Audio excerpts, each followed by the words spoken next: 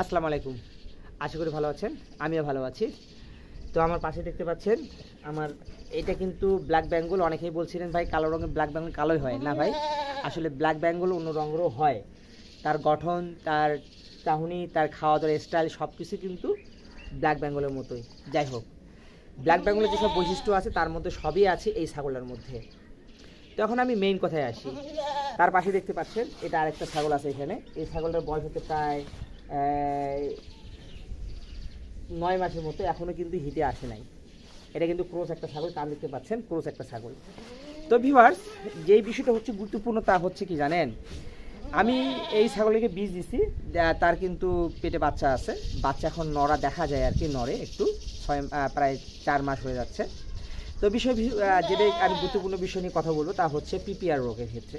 আসলে আমরা যদি ছাগল খামারিরা ছাগলদের কিছু একটু যত্ন বেশি নেই, ছাগল কিন্তু খামারে নষ্ট কম হয়। অনেকজনের কথা বলেন যে ভাই খামারে কিন্তু ছাগল অনেকটা নষ্ট হয়ে গেছে বা নষ্ট হচ্ছে। আজকে একটা ছাগল মারা গেছে ভাই, জানি না হঠাৎ করে মারা যাওয়া আছে, বা বাথরুম করতেছে, বা জ্বর আসছে, খাচ্ছে না, মুখ দিয়ে লালা পড়তেছে। আসলে এই সময়টা কিন্তু পিপিআর রোগটা একটু হয় ছাগলদের ক্ষেত্রে। পিপিআর রোগটা যে কোনো মুহূর্তে হতে পারে, বা একটা সময় আছে। আমরা যদি নিয়মিতভাবে পিপিআর রোগের ভ্যাকসিনটা প্রদান করে থাকি তাহলে কিন্তু এই সমস্যাটা একেবারেই হবে না। আমরা যেমন গরুর ক্ষেত্রে যত্নবান হতে পারি, ছাগল খামারে যদি এই ছাগলদের প্রতি যত্নবান হতে পারেন তাহলে কিন্তু খামারে একটা ছাগল নষ্ট হবে না, ভালোভাবেই সব ছাগল থাকবে।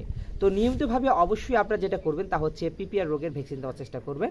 পিপিআর রোগের ভ্যাকসিন দিলে কি হবে, আপনার খামারের ছাগল, অন্য ছাগলগুলো ভালো থাকবে, এই ছাগলগুলোও ভালো থাকবে, সব ছাগলগুলোও ভালো থাকবে। ছাগল খামার করতে গেলে কিন্তু হবে না, ছাগলের যেগুলো বৈশিষ্ট্য আছে, যেগুলো টিকা আছে, সেগুলো অবশ্যই আপনাকে প্রদান করতে হবে।